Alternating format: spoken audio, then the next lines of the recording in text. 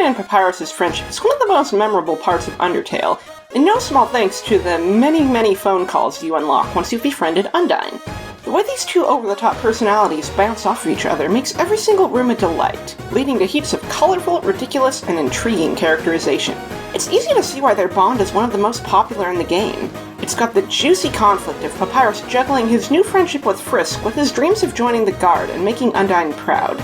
It's got the tension of Papyrus trying to help you out without betraying Undyne's trust, trying to walk the middle ground and still be friends with everyone. It's got the fun of Papyrus bringing Undyne dog bones and Undyne just running with it. And the sheer fact that Papyrus stood outside her house until she took him on shows his dedication in spades.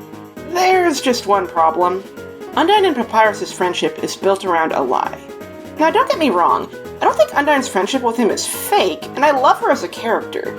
However, the fact that Undyne willingly leads Papyrus on, using cooking as a way to train him, when in reality she never wants him to be a royal guard and would rather he eventually change his career path, regardless of her desire to keep him safe, it's still a lie.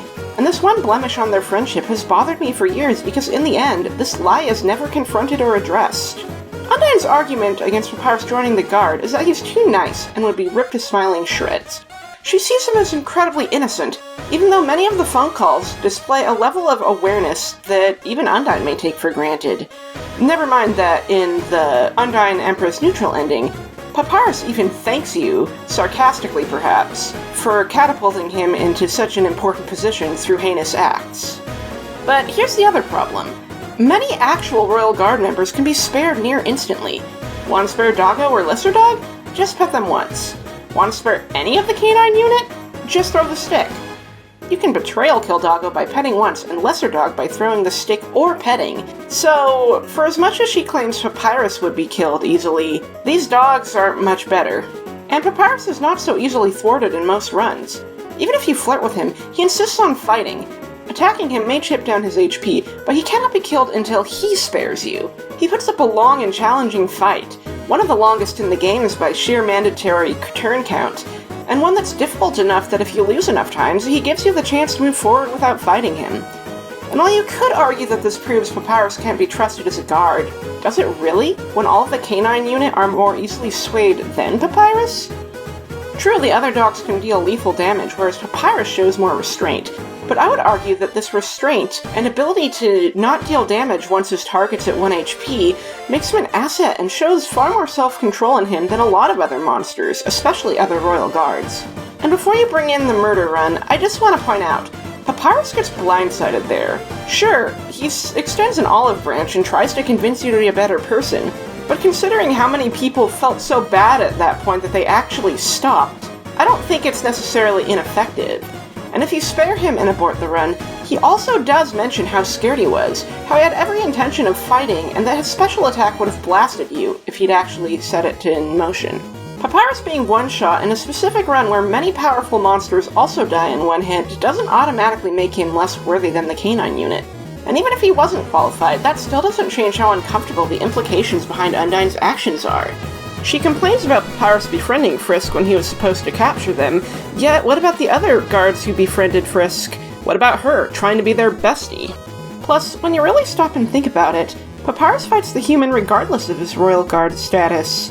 Undyne's attempts to protect him are meaningless, because he's still going along and thinking he's got a chance at joining, and willing to fight to capture the human because of this mere possibility.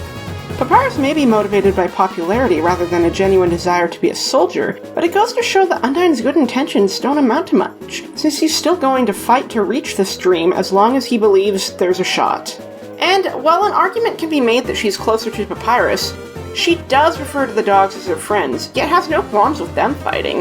Even if we see less interaction and time dedicated to their bonds, it's clear that Undyne does care about them greatly.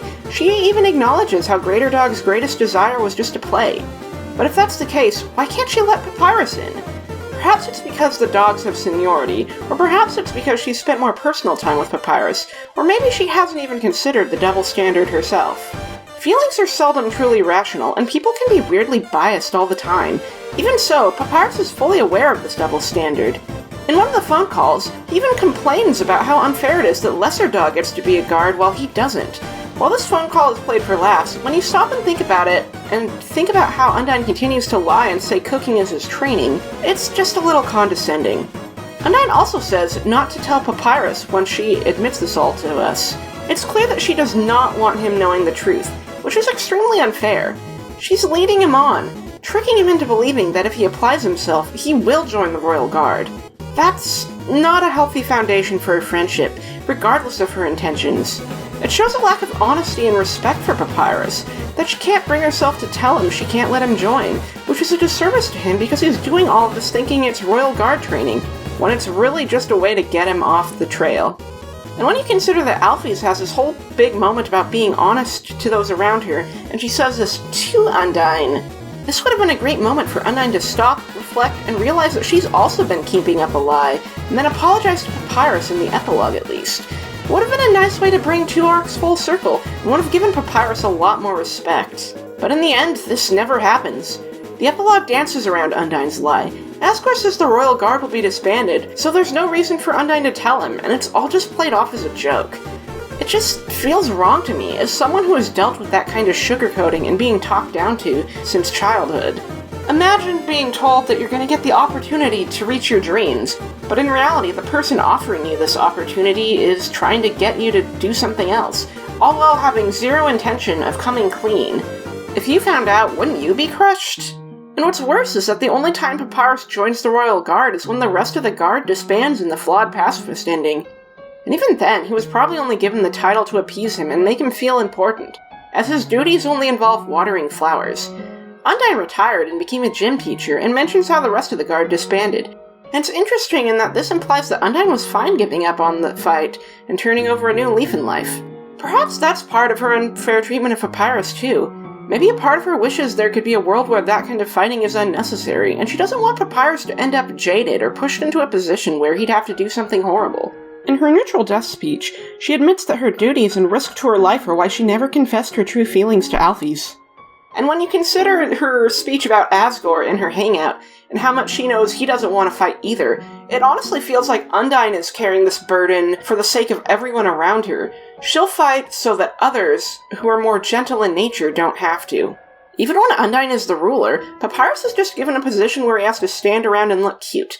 He's the most important royal position, but she's also keeping him out of danger, just having him around for his own self-esteem in the aftermath of tragedy. And again, while I do get that Undyne doesn't want to push Papyrus into a position where he has to hurt or kill anyone, the fact that she never has to confront this lie feels so at odds with a lot of Undertale's messages. Mettaton ran away from his friends and family to live his celebrity dreams, but eventually came to regret it, and brought Bluky and Shyren back into his life. Alphys has to confront all her lies and move forward. Asgore admits his own personal lie at the end of Neutral, that he never wanted a war and just did it to make people happy, and Undyne tells Frisk, but not the person she is lying to, why she did what she did, and never once brings it up on screen. And while you can say that she told Papyrus post-pacifist, that's the realm of headcanon. Since we never see it, it might as well not happen. And while I certainly don't think Undyne and Papyrus have a bad friendship, this one small detail puts an uncomfortable blemish on the rest of their dynamic to me, even if it also shows a huge character flaw in Undyne that makes her pretty believable and a lot more interesting. As I said, people can have double standards. They can lie because they think it's a gentler way to go than brutal honesty. I get the character motivation, but it's just sad that Papyrus never learns the truth and carries on blissfully unaware. It basically has the unintended message that it's okay to tell white lies to people as long as they're happy and ignorant, when in reality, sometimes you have to rip off the band-aid and just tell them the truth.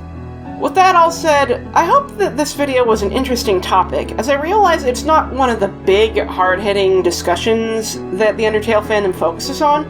With that being said, if you have other Undertale character dynamics or smaller details you'd like me to discuss, do let me know. This is mostly just a small video to fill the gap between larger projects, because I've been really wiped out this month and needed to get at least something out. I am still chipping away at my next Kingdom Hearts video script about Ventus, but I'm not sure when that will release due to the KH vids performing less favorably.